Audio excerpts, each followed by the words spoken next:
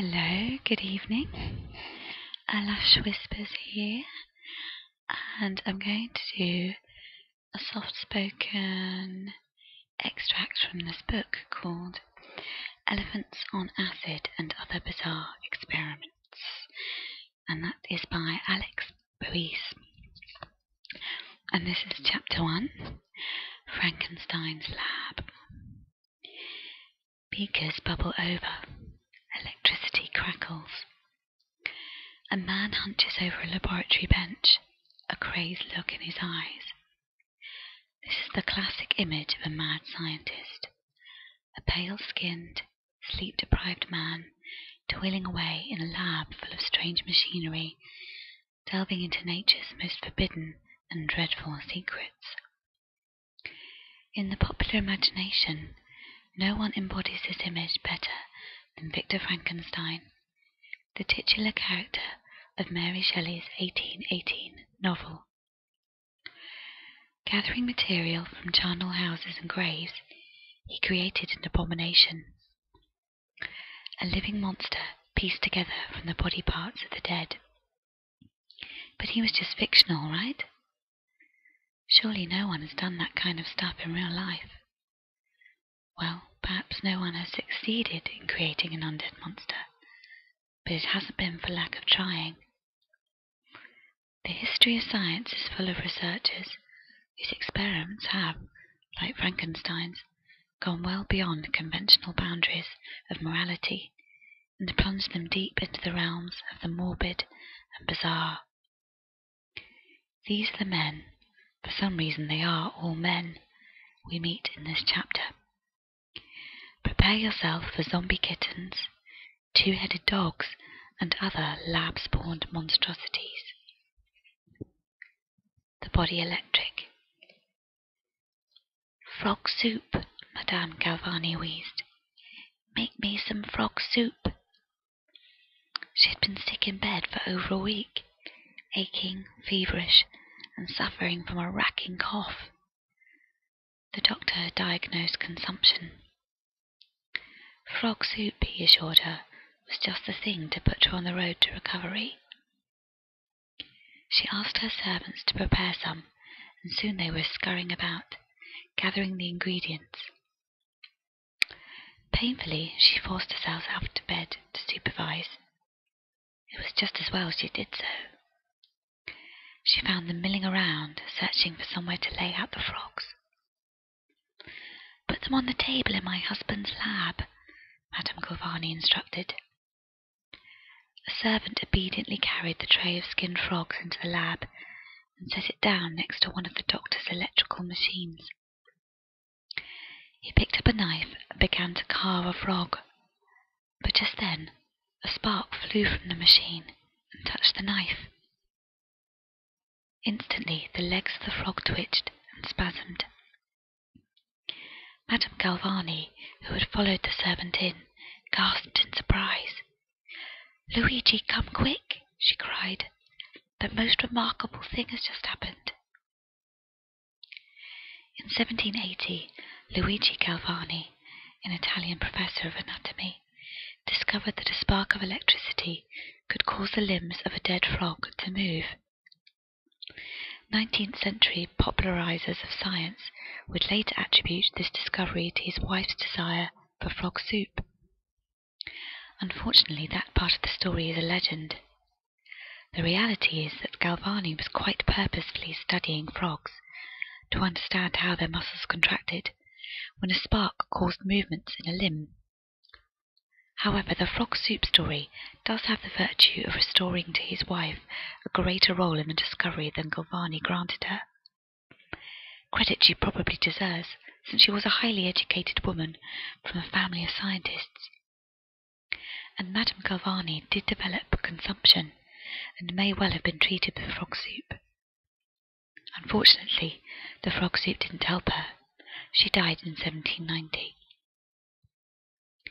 A year after his wife's death, Galvani finally published an account of the experiment. It caused a sensation throughout Europe. Many believed Galvani had discovered the hidden secret of life. Other men of science rushed to repeat the experiment, but it didn't take them long to grow bored with frogs and turn their attention to more interesting animals. What would happen, they wondered, if you wired up a human corpse? Galvani's nephew, Giovanni Aldini, took the initiative and pioneered the art of corpse reanimation. He promoted his publicity-shy uncle's work by embarking on a tour of Europe in which he offered audiences the greatest, or at least most stomach-wrenching, show they'd ever seen: the electrification of a human body. Aldini's most celebrated demonstration occurred in London on January 17, 1803, before an audience of the Royal College of Surgeons. The body of 26-year-old George Foster, executed for the murder of his wife and child, was whisked straight from the gallows to Aldini and his waiting crowd.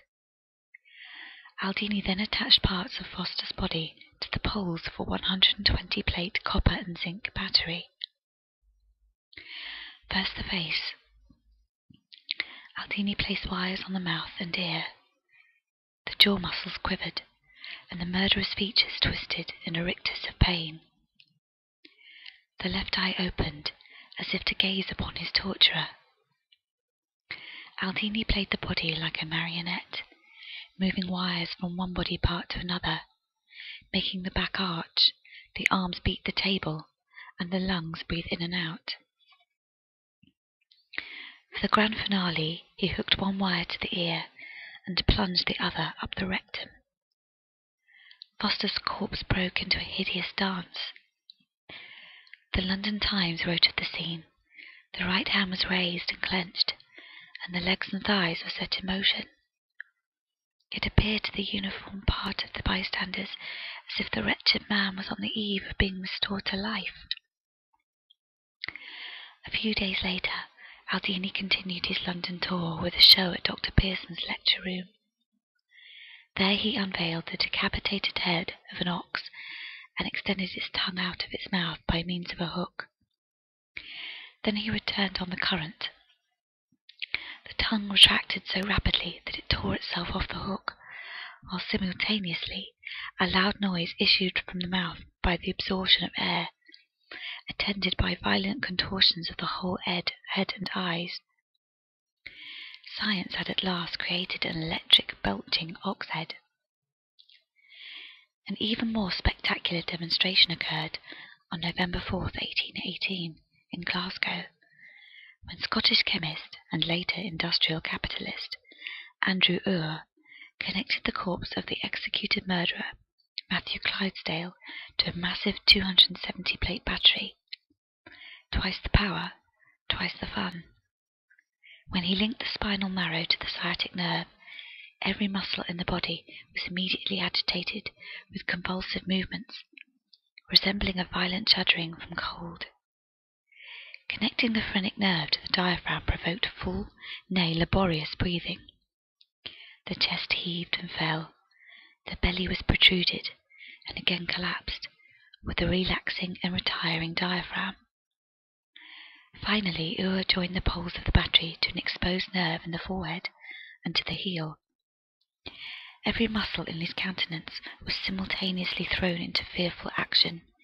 Rage, horror, despair, anguish, and ghastly smiles united their hideous expression in the murderer's face, surpassing far the wildest representations of a Feuillée or a Kean. Some spectators fainted, and others fled the lecture hall in terror. Men of science such as Aldini and Ure were confident galvanic electricity could do far more than provide a macabre puppet show.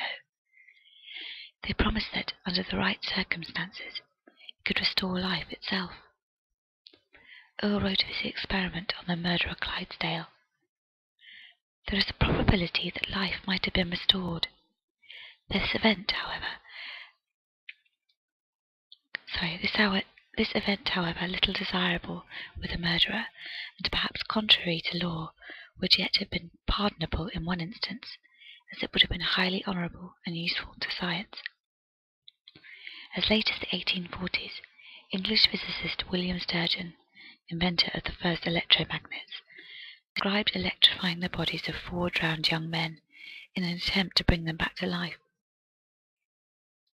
He failed, but felt sure he would have succeeded had he only reached the scene sooner. Mary Shelley never indicated on whom she had based her character of Victor Frankenstein, but the experimental electrification of corpses was undeniably a source of inspiration for her. In the introduction to the 1831 edition of Frankenstein, she wrote that the idea for the novel came to her in June 1816, after she overheard Lord Byron and Percy Shelley discussing recent galvanic experiments and speculating about the possibility that electricity could restore life to inanimate matter. That night she had a nightmare about a pale student of unhallowed arts kneeling beside the thing he had put together. I saw the hideous phantasm of a man stretched out, and then, on the working of some powerful engine, show signs of life and stir with an uneasy, half-vital motion. And so from a journey of discovery that began with the twitching frog, Victor Frankenstein and his monster were born.